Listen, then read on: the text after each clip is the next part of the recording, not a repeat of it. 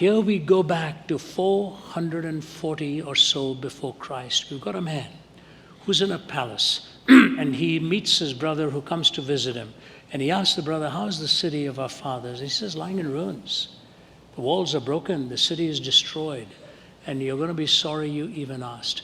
4 months later, the king looks at him and says, what are you so upset about? You see, to them, the symbol of Jerusalem's security, that it would be unmauled by enemies, that somehow where the temple of the Lord stood, they would preserve that sacredness. O Jerusalem, if I ever should forget thee, let my right hand cunning forget its cunning.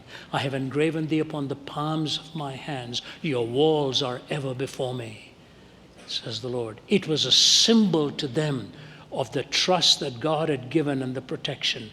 But leadership, one after another, particularly 3 in a row, Solomon, Jeroboam, and Rehoboam. The untamed passions of a gifted man, the wanton power of a weak man, and the unteachable temperament of a privileged man.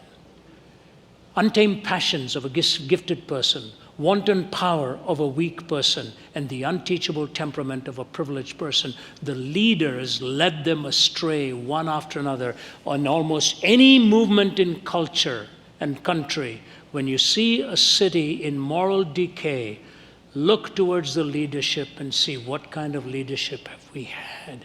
What has brought us to this point where we no longer can differentiate between right and wrong. So he sees those walls as a symbol of the ravaging that had taken place and the plundering that had taken place with it gone. How does he deal with it? The first thing is he realizes he has a responsibility. He wants to play a role. He believed he could have a part.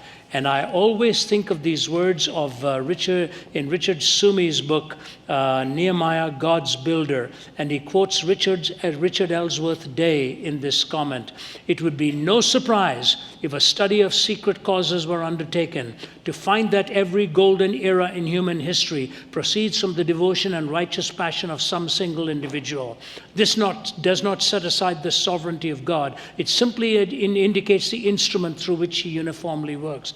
There are really no bona fide mass movements. It may look that way. At the center of the column, there is always a person who knows his or her God and knows where God is going.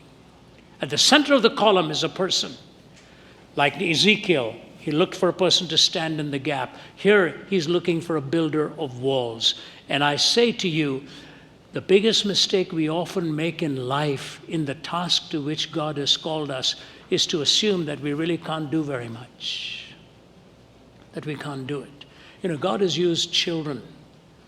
God has used little ones to look into the eyes of the parent and ask a question and turn the life of that parent around.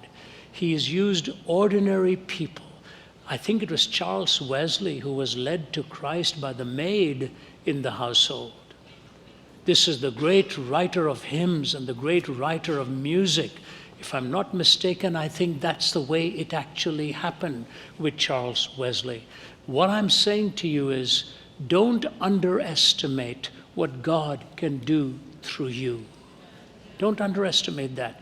It's not because who you are, but because of how he has wired you and how you are not replicable.